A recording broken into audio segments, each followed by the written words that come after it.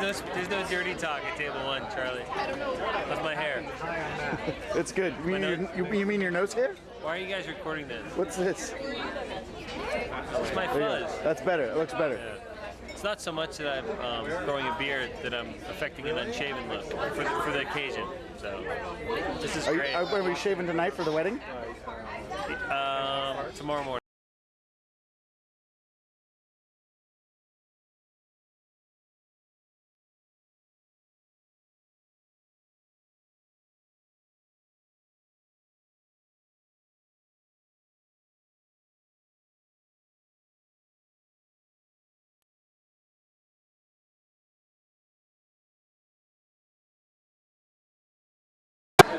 Dearly beloved. My wife and I, marriage is a wonderful thing. My wife and I have had 32 great years together. We've been married 43 years.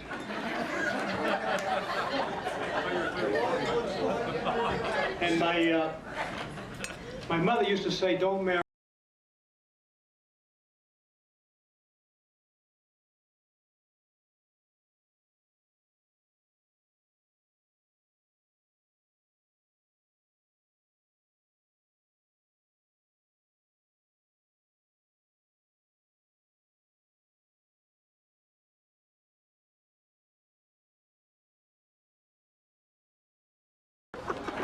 But I know you all received an invitation to the wedding, and they were very nice, nicely done.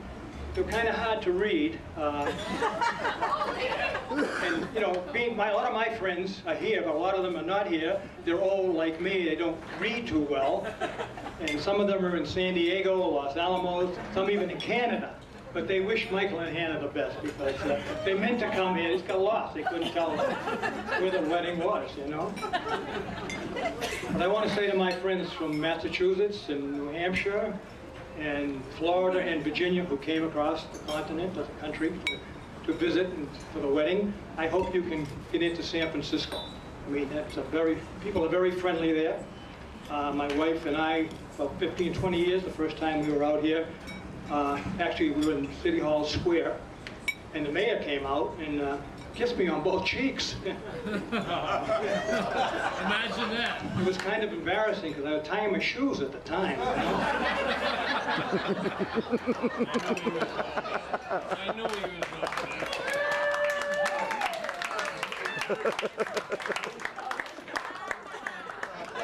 You know, Hanna was kind of fortunate to find a sensitive and caring and handsome young man in San Francisco, because all the men have boyfriends, obviously. You know? It's kind of tough to find. And you know, we're from Massachusetts, where we have gay marriage, the only state that has gay marriage. But some of our friends here do not agree with that. But our governor, our former governor, Mitt Romney, as you know, is a candidate for president, and he does. Who's that over there? He does not believe in gay marriage. He thinks that marriage should be between a man and a woman, and a woman, and a woman, and a woman. You know? Maybe we could have it both ways, you know, that wouldn't be bad. But Michael and Hanna will be on their honeymoon, a couple days, and I remember my father saying to me, the first night of your honeymoon will be the most beautiful night of your life. And I spent the whole night looking out the window. But my wife and I finally got it together, and you know, sex is good, everything is good. Although now, I'm kind of old, it's been quite a while. And I even forget who gets tied up. You know?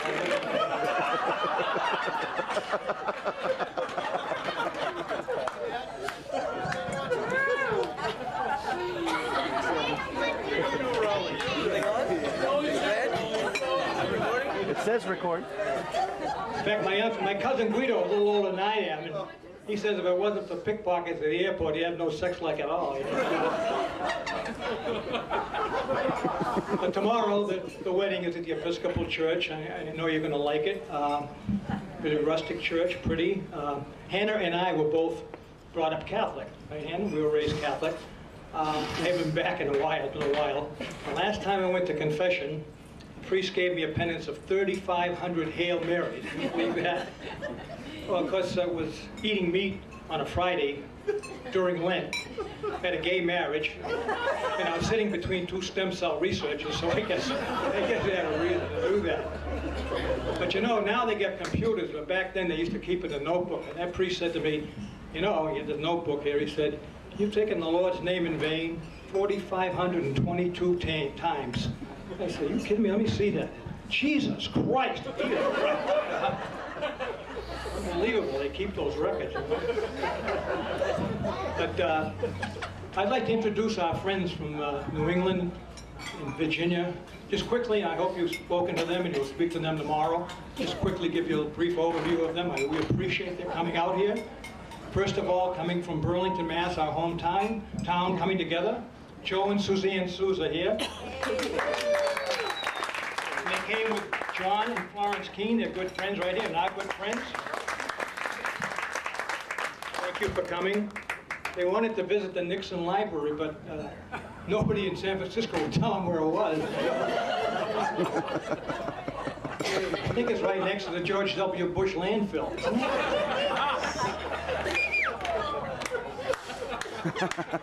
Well, you know, that's dangerous because it's right next to the Dick Cheney gun club.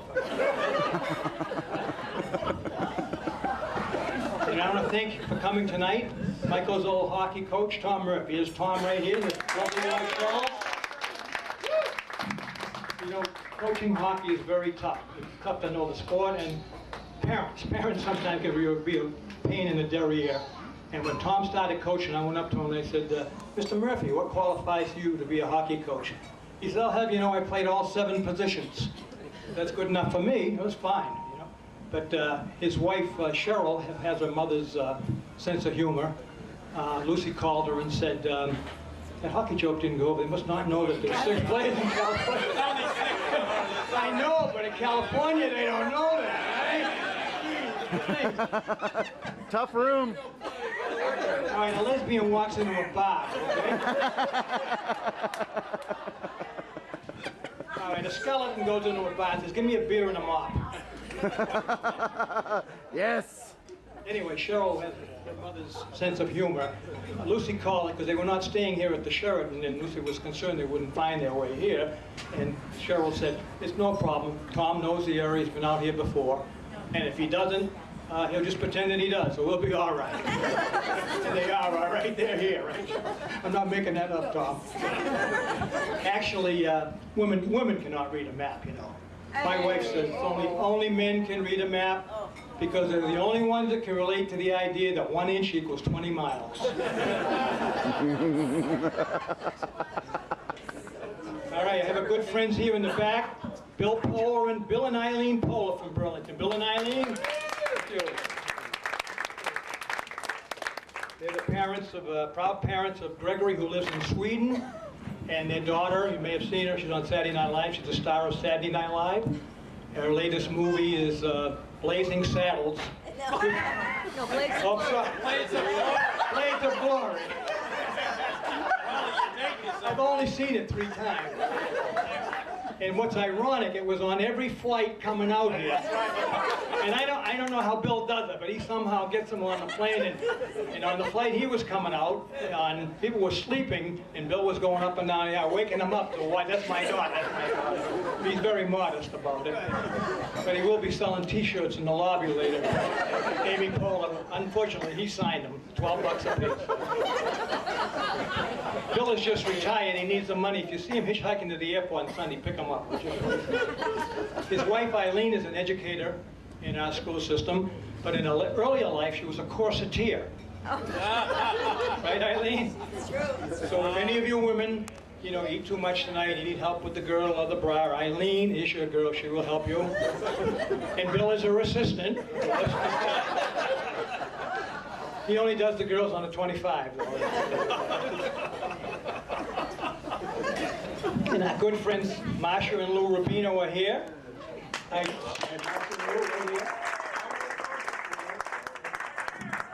spoke at celebrated Marcia's 50th birthday 3 years ago, but she still speaks to me, so that's good. 3 years, thank you. They're both vegetarians, and because you know, vegetarian, that's an old caveman word for lousy hunter.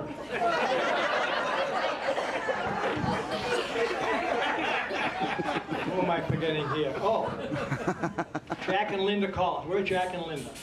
Is Jack and Linda Collins back here? Thanks for coming. Now these people will go anywhere. You have a party in Japan or Sweden, they just get on and they travel. They'll go anywhere. Linda has 53 timeshares, which is something considering there's only 52 weeks in the year. Linda's a teacher in a local school system, obviously not a math teacher. And Tony and Angela Guerra are here, our good friends from Tony and Angela over here. I taught school in Lexington math. We both taught mathematics at Lexington High School. Tony now works for the government. Angela is a math teacher in our local high school. Obviously never tutored Linda. Who else is here? Norman and Dee Carr. Norman and Dee. There's Norman and Dee back here. Former friends from Burlington, now living in Nashua, New Hampshire. They are familiar with the area, Tom. Their son went to Stanford, and they're still trying to pay for that tuition. That's why Dee goes to Las Vegas, and she'll be leaving here tonight, tomorrow night, to go to Vegas. She has a slot room named after her at Caesar's Palace. She's the reason that Norman can't retire. He has to keep working a little bit. Dee was brought up Catholic, and Norman was raised Jewish. At their wedding, the solo was saying, Oy vey Maria. Did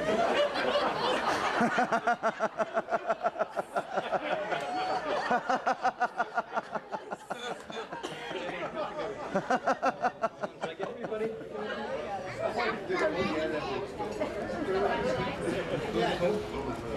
Oh, John just reminded me that Lou Rubino's not asleep.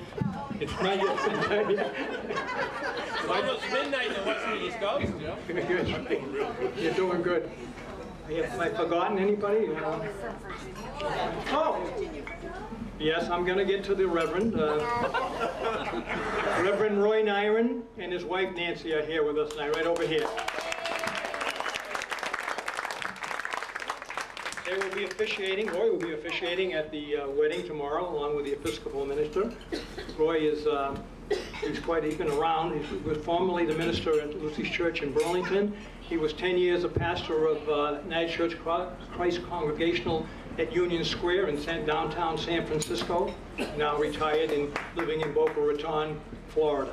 I can still remember him in Burlington, some of his homilies and his sayings.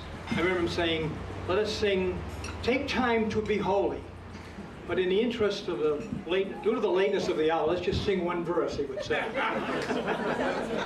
And if you look closely, Roy would have his black robe on, but he'd be nude or naked from the knees down because he had tennis shorts on, and he was always got to get out of there to get to a tennis tournament. As some of you saw this morning, he's quite a tennis player. When Michael was 7 years old, he was out in front of the church, our church in Burlington, and we had this rock covered with names, men and women, and there were flags all over it, and Michael was wondering what it was. And Roy came out, and Michael said, what is this? And Roy said, those are the names of people who died in the service. And Michael looked at it, and he said, the 9:30 or the 11th? Not because of Roy. But Nancy was Michael's confirmation teacher. That's Roy's wife, Nancy, right over there behind the pole, hiding from me. She was Michael's confirmation teacher. One day, Michael comes home Sunday morning from church, and he says, Dad, do you know who Leviticus was? Now, I'm reading the sports pages. I know he doesn't play for the Red Sox or the Patriots. You know? He says, no.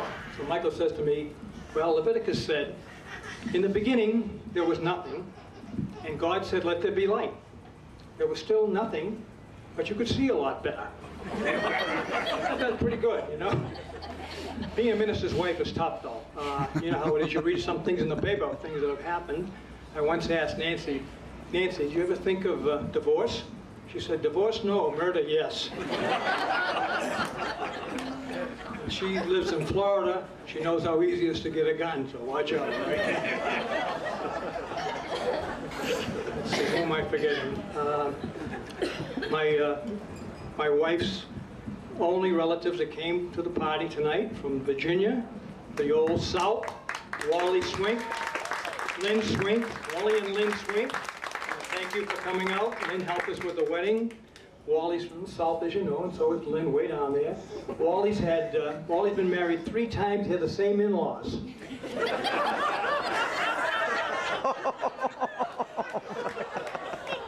That's not true, I just like that line.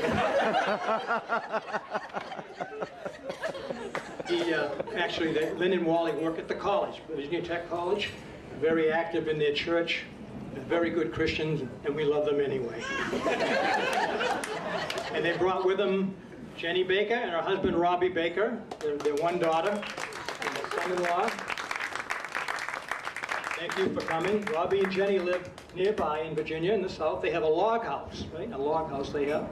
And they just put wall-to-wall carpeting in their house. They like it so much they decided to run it right out to the bathroom.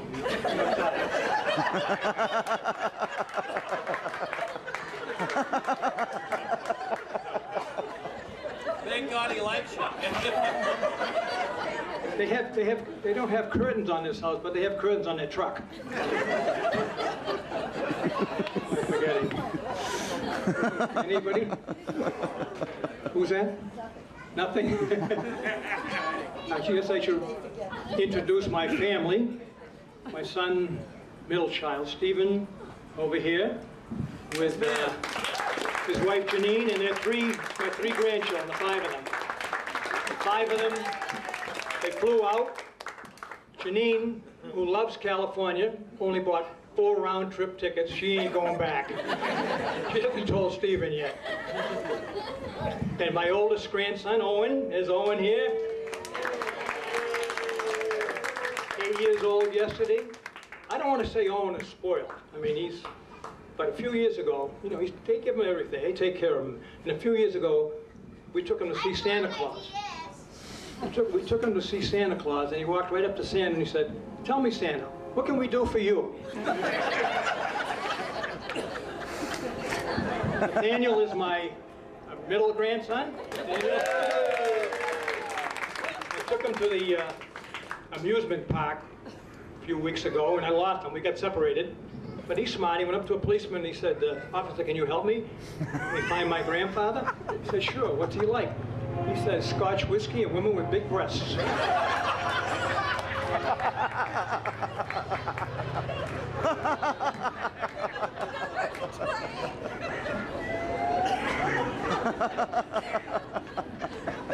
Now, the biggest disappointment in our family is our granddaughter, Mia.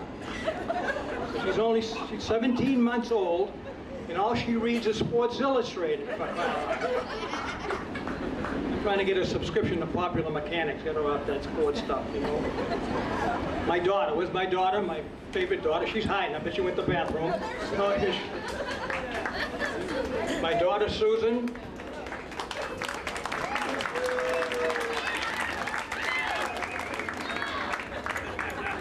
That really breaks you up, because Stephen, I know, is really enamored of Mia, his daughter, his only daughter, and daughters, you know, girls are special. I'll never forget when Susan was 5 years. It breaks me up. We lived next to a lot where they were building a house, and Susan was 5. She would go over there and watch the construction workers. Rough bunch, you know. But after a while, they got to like, and they put her to work. They'd have her get nails for them, and she'd get water for them and things, you know. And so that end of the week, they gave her $5 pay. So I took her to the bank, and Mrs. Nelson was there. Mrs. Nelson, nice, kindly, white-haired lady, was the wife of the minister, in fact, in town. So Mrs. Nelson said to her, "Oh, where'd you get the money?" And Susan said, I worked construction, and I earned $5. "Oh," and the lady said, "Will you be working there next week?" It breaks me up. So Susan said, "I will if those assholes at Home Depot ever deliver the goddamn sheetrock."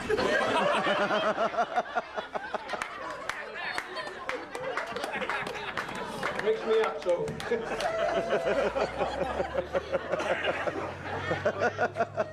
Then, of course, you turn around twice, and then she's 16 years old, driving the car, calls me up, says, "Dad, car won't start." I said, "What's the matter?"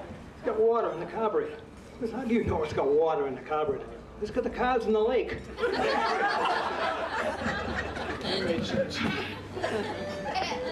But as I get back to saying my friends from New England and so on, Virginia, all around, I wish you'd get into San Francisco. I hope you get in there, because there's a lot of famous people in there to see.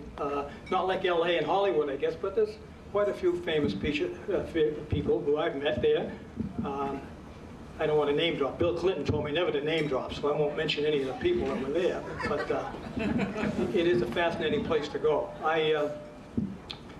We were at the Serrano Hotel, my wife and I, a few weeks ago. We came out to meet Hannah's parents, and we were staying at the Serrano. And if you ever go out there, make sure you ride the 37th Street bus. Is that it, Nino? 38th Street bus. It's called a Scary Gary. You get on there, and people the women are cursing and screaming and cursing and on their cell phones, you know, whoever they're talking to. And then you turn around, they don't have cell phones. But they're cursing and swearing. It's quite a ride. You have to do that if you go there.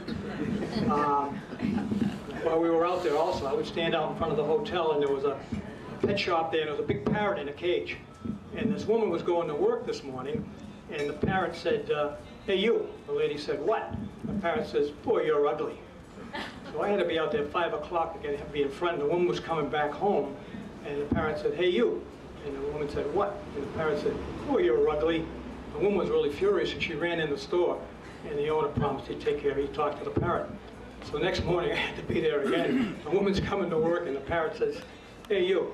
And the woman says, what? And the parrot says, you know.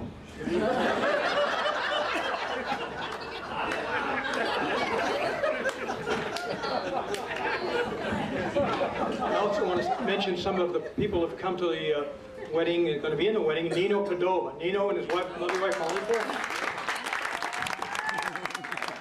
He'll be standing up for Michael. Nino used to work as a waiter in a restaurant that we used to go to quite a bit, no longer there in Burlington. And he tried to get, when Michael graduated from college, Lucy and I sent him to grad school. Actually, it was a week of bartending school, but we call it grad school. And he tried to get a job at the restaurant where Nino worked. Nino could put a word in for him, and he didn't get the job. And Nino says because of his hair. They didn't like the looks of his hair. Michael was disappointed, and he thought the bartender had a crush on him. He kind of thought he had it made, right? But no luck. And I want to thank Eric Durkin. Eric Durkin's over here, come up from San Diego. Eric's going to be an usher. I met him for the first time in a long time. He played tennis with Michael in high school. I met him at Michael's bachelor party in May, and he came up to me, had a drink in his hand. I met him out there in Las Vegas. He's shaking like this. I said, geez, Eric, you must drink a lot. He said, no, I spill most of it.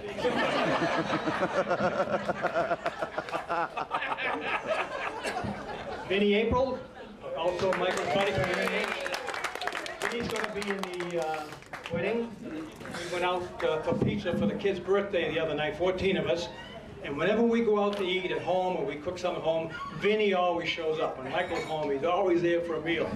And then he complains, oh, it's cooked too red, too overcooked, you know.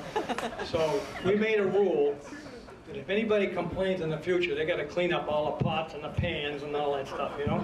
So we'd have parties there, Michael would be home and Vinny would be there, and be no complaint. Nobody wanted to clean up. So one day I shot a squirrel. One day. Which day was this? Actually, I shoot squirrels out my bathroom window all the time. I'm not a very good shot because my neighbors all limp and wear orange, but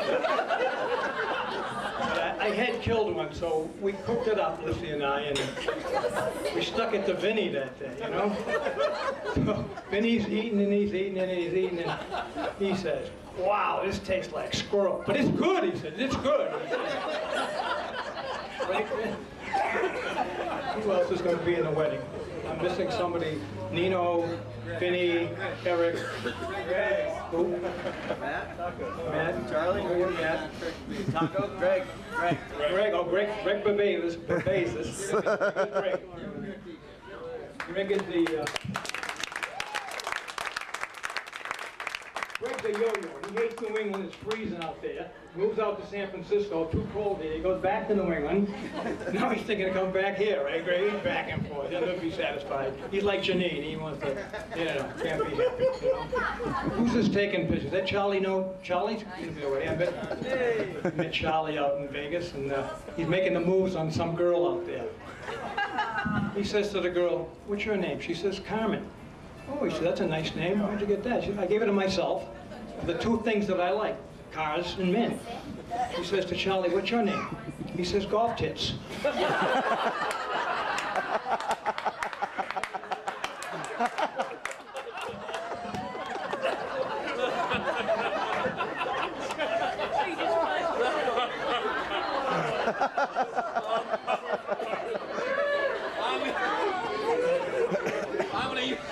You use that one. I want to tell you, I don't do anything original. I'm like Xerox. I do nothing original. I steal everything. And I heard that on PBS, so don't blame it on me. You ever hit Garrison Keillor on the Prairie Home, honest to God, Prairie Home Companion, right? Rollie, I'll give you credit every time I use it. Okay. But, Michael and Hanna are going to spend their honeymoon in Italy. And that reminded me, because I've been at a party a couple weeks ago. Well, actually, I talked to my cousin Guido, who I mentioned earlier. He's a little older than I am. And he was at a married husband seminar. And the priest was there. And Guido's got his 50th anniversary coming up in about 2 months. So the priest said, "Guido, why don't you tell the other husbands here how you have such a successful marriage?" And Guido said, "Well, I try to help my wife. I give her nice things. I take care of her. I give her jewelry. And for the 20th anniversary, I took her to Italy." "Oh, that's nice," the priest said. "And what are you planning for the 50th, Guido?" He said, "I'm going to go over and bring her back," he said.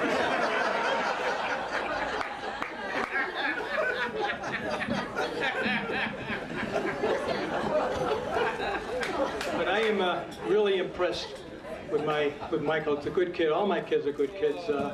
And as a parent in sports and so on, you're always trying to do this, do that, and everything. And really jerked Michael around a lot. And so I'm impressed that he and Stephen both turned out so well. I'm really proud of you guys, and Susan too. And Susan too, yeah. They did well. And, I finally figured out what it is. A long time ago, my wife told the kids, she said, "Look, what you want to do is listen to your father and then do the opposite, and you'll be all right." And that's what they've done. And I'm grateful. It's really been good. And, but on the other hand, my wife and I are the perfect couple. She snores and I'm hard of hearing. That's perfect. Actually, we're not the perfect couple. I met the perfect couple when we were over the Stanford Medical Center. I heard one of the nurses say, "See that couple over there? They're the perfect couple. Because that guy's a leading proctologist and his wife's a big pain in the ass."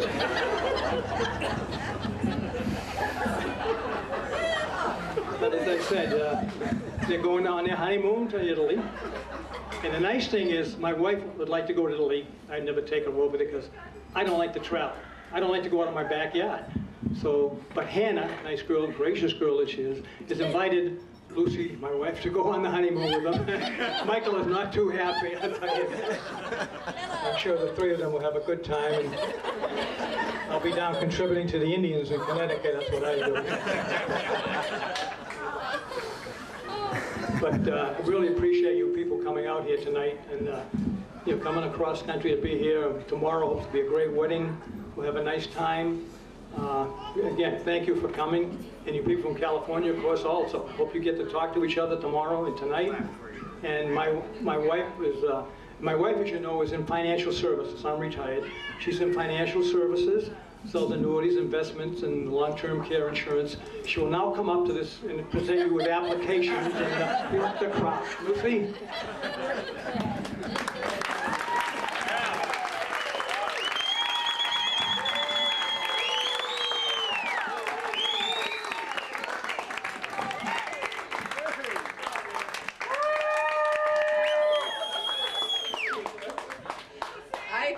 I won't attempt to top that, my late husband, right? We have been married 43 years. It's amazing. I'd like to make a toast to Hanna and Michael. Would you come up here?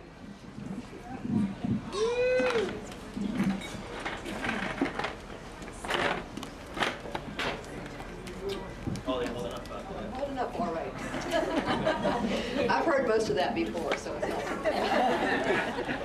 Okay, I want to share a story. Some of you have heard this story before, but I want to just tell everybody. Michael's been out here, what, 10 years? 12 years. When he first came out here, Stephen had just come out here also, and so 2 of my 3 children were living in California. It was really rough, but the only thing that kind of got me as the mom through it was knowing that the 2 boys were here with each other. And then Stephen re-met Janine, who he had dated once in high school, and they got married, had Owen, and moved back east, so now Michael was out here alone. And even though he was all grown up, and I knew he was pretty streetwise, I was still always worried about him being alone. And there wasn't a lot of talk about girlfriends or social life. Everything was the band and work, and band and work, and mostly the band. And finally, not too many years ago, I got a phone call from Michael, and he told me about work and the band. And he said, oh, I met a good girl at work. I said, oh, you did? I tried not to act too interested here, because that's the kiss of death. He said, yeah, he's very casual about it. I said, well, what's she like? He said, oh, she's very pretty. She works at Goodby Silverstein with me. And she went to Santa Barbara, University of California at Santa Barbara. And she grew up in California. She's a California girl. I said, oh, God. She's never coming home if he marries a California girl. And she's very pretty, you mentioned that. And she studied in Paris, and she lived a year in Paris. And I said, that's good, that's all good. And he said, and she's tall. I said, oh, how tall is she? And he said, she's 6 feet tall. And I said, Michael, We're exactly the same height. In my head, I'm saying, on a good day, with good press in the local newspaper, Michael's 5'11".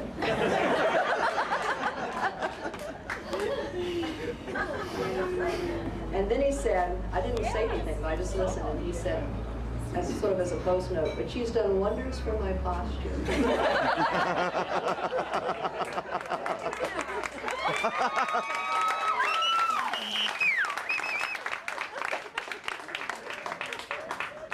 You all know where this is going, being romantic that I am. When you look at Michael and Hannah, they do wonders for each other's posture. And I have to say to Rollie, after 43 years, when we got married, we were about the same height. And I tell you now, we all shrink and expand, and you never know where it's going to go. But in 43 years of marriage, he has improved my posture, and hopefully I've helped his. We've done things that we never thought would be possible without each other. So our wish to you is that you will always enhance each other's posture in every sense of the word. Hey, cheers.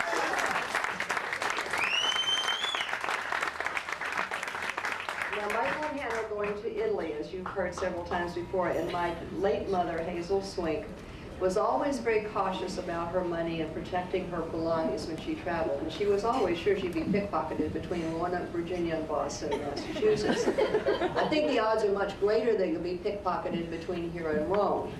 So there's something in here to help you with that. Way in the bottom. Money belt.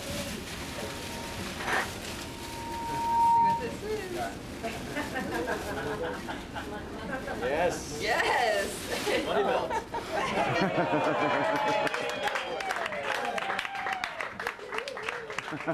And here's something to put in it. Oh, hey, woo!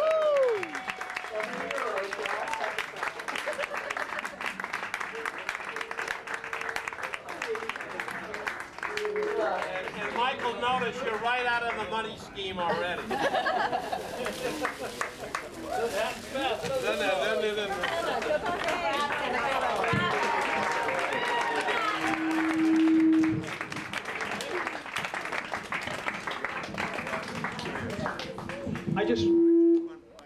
No. I just want to thank the Philbins for all their help and sociability. Jim Philbin here, Hannah's father, Jim. Yep. Thank you for everything. Jim lives in Hawaii. He's been coming over quite a bit to, we're going to have the wedding tomorrow. He's, what's up? Oh. He's been doing the landscaping. We appreciate all the work you've been doing over there, Jim. I know I couldn't do that. Great job. And we want to thank Maria Philbin. Where's Maria? Here's Maria, Annie's mother. Maria is responsible for the centerpieces on the table. And she's responsible tomorrow for the flowers at the wedding. That's what she does. And maybe someday Hannah will be in business with the two of them. Hannah has a green thumb, or in the case of the hydrangeas, you get a blue thumb. They gave us, remember? They're both good in the flowers. Thank you very much, Maria, and I appreciate it. I want to thank Cynthia Chambliss. Cynthia's Hannah's grandmother. Is where we'll have the party on her grounds. She's been nodding off over there because listening to me put her to sleep, I think. But more than that, it's because she's got an old push mower and she's been out cutting the grass all day. So we're going to chip in after and buy her a gasoline-powered mower. So just meet me in the lobby, give her a few bucks. We'll get you a good mower. Thank you very much for your hospitality. Good people. Mike, want to say something?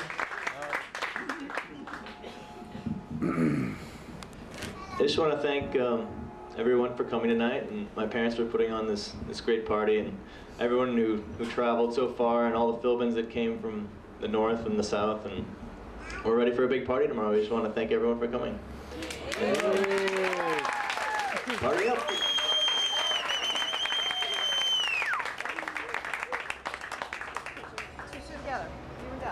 I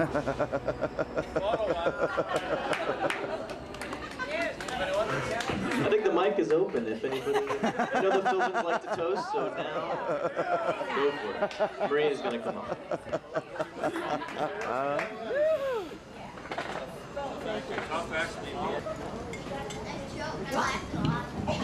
right. I've got you under my skin. I've got you.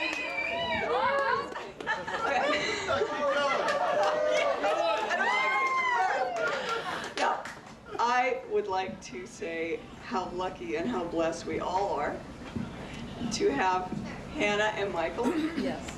And have them be married and share life and have all of us come together and become one big family.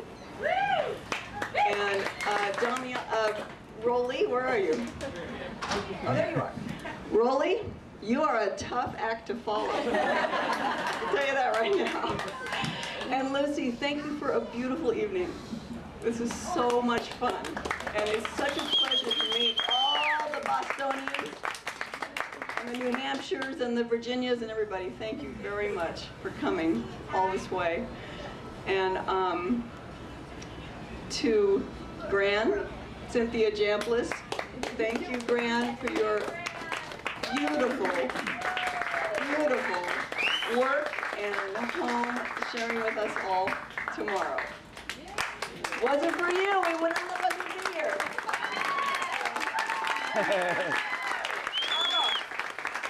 So we'll see you tomorrow. Everybody sleep well. Yes. Sweet dreams.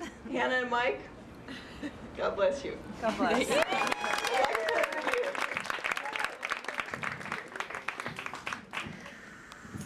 Well, I've met some wonderful people from the East Coast, and we've got some West Coasters too, I hope, who will jump in here too. But Lucy, Rollie, that was fantastic. You know, it was really great. I also, and you know this, I also, and Mike knows this too, married a California girl. She's tall. She's really pretty, and I love her so much. 43 years. Hadn't been 43, it's been 30 for us, and every year has been better and better and better. Mike and Hannah, if you have half the happiness that I have, which I know you will be very happy. And I know Bonnie joins me in wishing you the greatest happiness in the future. We love you so much. Mike, you are such a solid guy, man. We love having you in this family. And Annie, You are such a sweetheart. What a great couple. Hanna, Mike. Love it.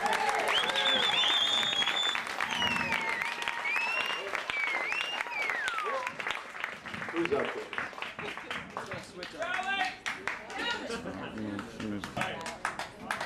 James. James Q. Welcome everybody to California. Wow, I've never had one of these. I just want to say thank you to Rollie and Lucy for hosting this party. And I'm very impressed with all the people who came from the East Coast to support Mike and to be here and witness his marriage to my daughter Hanna. And so welcome and thank you for coming out. And we look forward to seeing you all tomorrow and get some good sleep tonight. And Hanna, see you tomorrow. Hardly. One last thing, after the wedding tomorrow, you're all invited back to our house for cocktails and coffee. Thank you. Hopefully, if you don't know me, I'm Amanda Egan, and I am a bridesmaid, and I was studying abroad with Hanna in France. Hey, closer, closer. Closer? There you go. And we studied abroad together in France, and I can't block that out because it's gonna make me melt, but we studied abroad together in France, and ever since we saw each other, and I realized it wasn't Regis Philbin's daughter, I thought, my goodness, we have so much in common. We have so much in common. We're both tall. And we were always looking for our next meal. That might have to do something with our parents not buying us the meal plan while we were studying abroad, but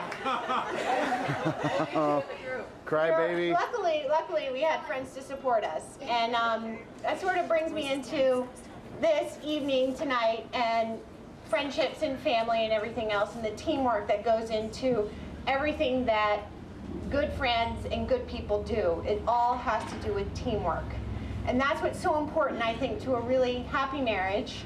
2 years, to a really happy marriage. And I have to say, I live in Boston, I'm a East Coaster, and I'm a New Englander. And I'm very proud to welcome Hanna to a wonderful, wonderful day called Red Sox Nation! All right, baby! It's all about Red Sox Nation, and now you're part of a tried and true tradition. A losing tradition on that end. Take it again this year.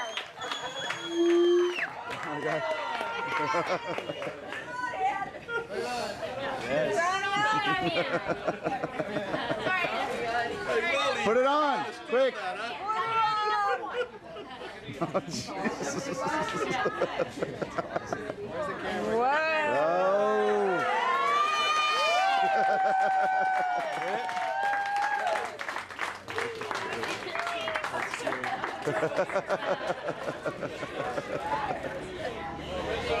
I went to the bathroom at the wrong time.